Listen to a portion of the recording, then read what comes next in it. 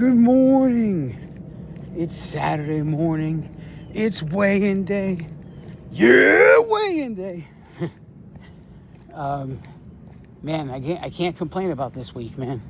Successful as I planned it, right? As I planned it. I did everything as I planned it. And this is all you can do, man. This is what living the journey is about. You make a plan for how the week's going to go, and you execute the plan, right? And when you're as consistent as me, and you're eating the same things almost on a daily basis, there's very little planning involved, right? Every Monday's the same, every Tuesday's the same, every Wednesday's the same, kind of a thing like that. But Mondays and Wednesdays are not the same, right? So I have a little excitement in my life. Excitement is the wrong word, but yes, I don't have much planning to do because I do the exact same thing each week, dependent on the day of the week. And if you can make your life that simplistic, I'm not saying that that's for everybody, but if you can make it so that you have a plan, specific plan. I'm not even talking about, my plan is to drink more water. I'm not even talking about general plans like that. I'm talking about on Monday, this is what I'm eating for breakfast. This is what I'm eating for lunch. This is what I'm eating for dinner. And Tuesday, this is what I'm, and so on. And making it so the point comes, okay, the next week starts and all you're doing is executing. And I'm not saying it has to be like me where every breakfast is the same, every lunch is the same, whatever. I'm saying that as long as there is a map for Monday, then all you have to do on Monday is travel the map. If there's a map for Tuesday, all you have to do is travel the map. Here's the wonderful thing that happens when you start having stuff like that is when you veer off the path, you know how to get back to it, right? And when you don't have any consistency, when there's no plan, when there's no nothing, and things go wrong, the one thing you're not going to know is what change do I make? And that's going to drive you crazy, right? And so it's about eliminating the crazy moments. It's about having a plan so thorough that the crazy moments can no longer exist because they are, already planned out. It's like, back in the, what was it?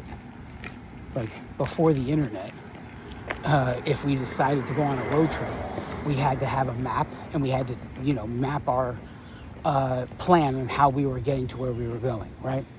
If you were living in New York and wanting to get to Florida, okay, I need to take the I-95 and I'm going down to Florida, right? And then the internet became a thing, and then we had MapQuest, and then everybody had printed pieces of paper of trying to judge, okay, in 500 feet, take a left, and they're not really sure, kind of a thing, and you're holding paper in your hands while you're trying to drive, and every step of the way has its dangers, right? And then we went to having now GPS devices, right? You have no problem setting a GPS for your planned road trip to wherever you're going. So why can't you GPS your food for the week, right? Let's set a GPS for what food you're going to eat for every meal this week, and make it so that all you have to do is execute. You have NFL teams that get together week after week and they practice and they practice and they practice. And all of it is in a plan for the team that they face on the next Sunday, right? And when they get to that Sunday, the plan should be so inbred in the mind that all it's about is execution. Now, if we could take that same ideology and we could apply it to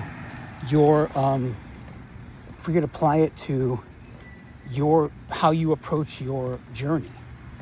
Think about how that would change things. Think about having a GPS roadmap, and even if like you do it like me, I have a GPS roadmap for if I eat 3 times a day, my GPS is set for 19 meals. So that leaves 2 meals as wild card meals, right? Does that mean that they often become wild card meals? No. Sometimes those wild card meals are just as consistent as the rest of them, but they are there to be wild card meals.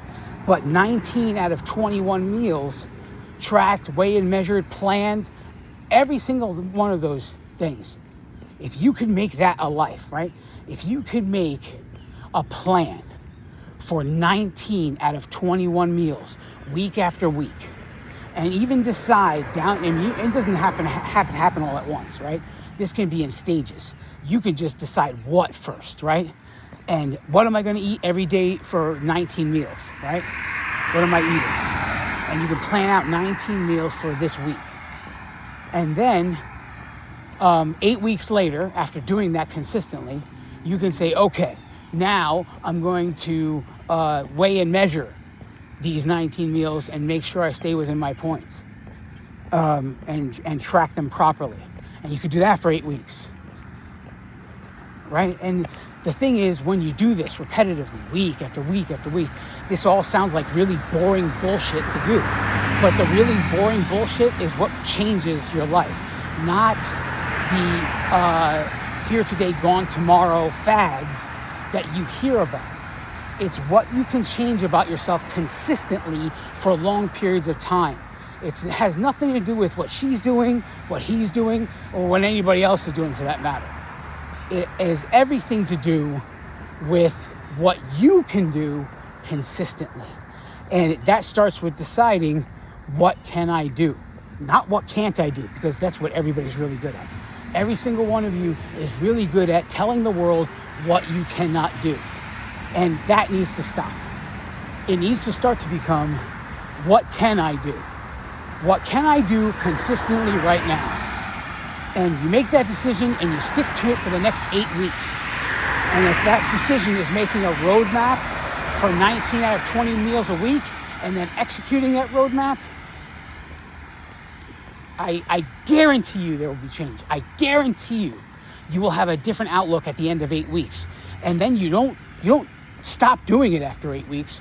You continue it and then you add to it. We make it more specific. So how do I continue what I've already been doing and add more to make it for my goal for the next 8 weeks? And everything is 8 weeks at a time. Everything is 8 weeks at a time. And it could be the smallest change after 8 weeks, but it doesn't matter. So long as at the end of 8 weeks, the behavior becomes easy, that's the only thing that matters, right? If you guys have been paying attention to the podcast and to you hear me in workshops or whatever, you know that I've been fasting, right? And fasting in the name of putting my body into a healing process called autophagy, because the body has a natural ability to heal itself. And there are people that study and practice fasting, and we're talking about prolonged fasting. I'm not talking about intermittent fasting. Prolonged fasting, so 3 days, water only, kind of a thing like that. They believe that 4 times a year, a 72-hour fast can prevent most sickness and disease. Because what happens in 72 hours of a fast is your immune system completely resets itself in that time period. And it is a immune system strengthener to do that 4 times a year, and you can prevent a lot of illness in your life and even a lot of disease. And there are people that talk about ways to treat even more serious things with fasting and even more periods of time, like 7-day fast, 10-day fast, stuff like that, where you're unlocking this divinely built system to heal you. And that happened with time with me. I didn't just wake up yesterday and decide I'm going to do a 72-hour fast. It took, I'm 17 weeks into this, and that's what it is. Build new behaviors 8 weeks at a time for the rest of your life. That's it. That's your goal. Roadmap of what you're going to eat for 19 meals this week. Go. I love each and every one of you. God bless you all.